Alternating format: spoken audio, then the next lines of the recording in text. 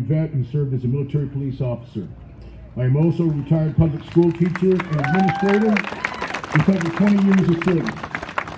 I am also a proud gun owner, Harley rider, NRA member, and avid upland bird hunter.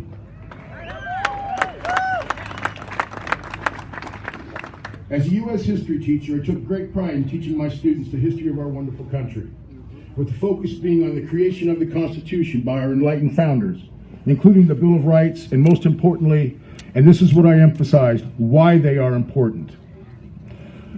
I taught my students that our rights are precious, all of them, and worth fighting and dying for if need be, as many of our heroes have done throughout our history, both men and women, black and white. This is why I'm here today with my fellow patriots, fighting for one of our most precious rights, the right to keep and bear arms. It is no accident that our founders placed this right second. They knew its value and importance to all Americans. They knew this right must be afforded to citizens in order so that we have the ability to protect our families and our property, as well as to protect ourselves from tyranny by a government who may decide at a certain point in time to take away our rights. I believe that time has come. All of us as Americans should be concerned about this, not simply those who choose, as is their right, to arm themselves. An attack on one right is an attack on all of our rights. This is just the beginning. In essence, there is a larger principle at stake here that goes way beyond just our Second Amendment right. I also taught my students that with our rights comes great responsibility, and Kevin talked about that. They go hand in hand. Unfortunately, there are those who do not live up to that responsibility and choose to abuse their rights, up to and including doing serious harm to others, as is so terribly evident with school shootings and other mass shootings in recent times. As a way to curtail those who may do us harm, laws are created which we are expected to follow. As we all know, that is not always the case. So more laws are passed in the hope that they'll be obeyed.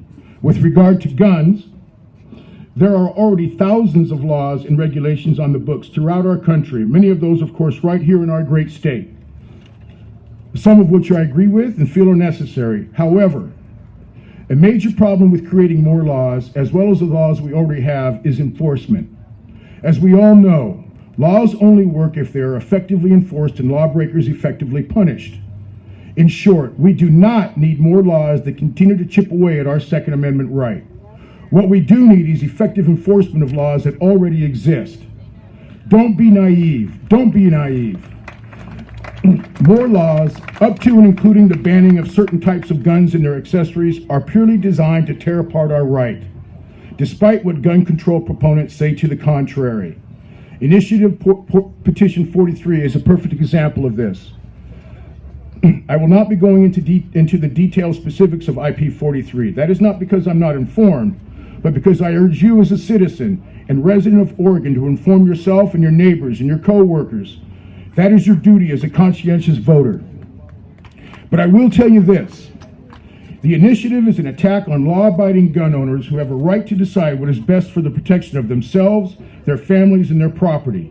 Further, and according to the Institute of Legislative Action, promoting the banning of firearms and their accessories based solely on randomly determined features or ammunition capacities is nothing more than appealing to the emotional response of those who simply do not like firearms, do not understand them, and would like to ban all firearms, and that's no joke.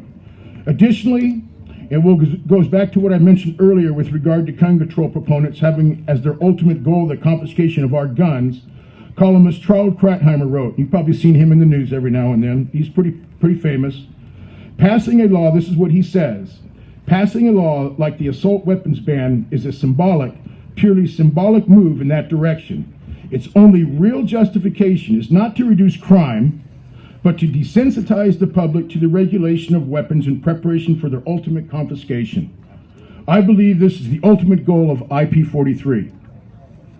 Finally, Thomas Paine, an American revolutionary patriot and philosopher, famous for his "Give me liberty or give me death," also stated, "Arms, like laws, discourage and keep the invader and plunderer in awe and preserve order." I strongly urge you to look at the facts for yourself.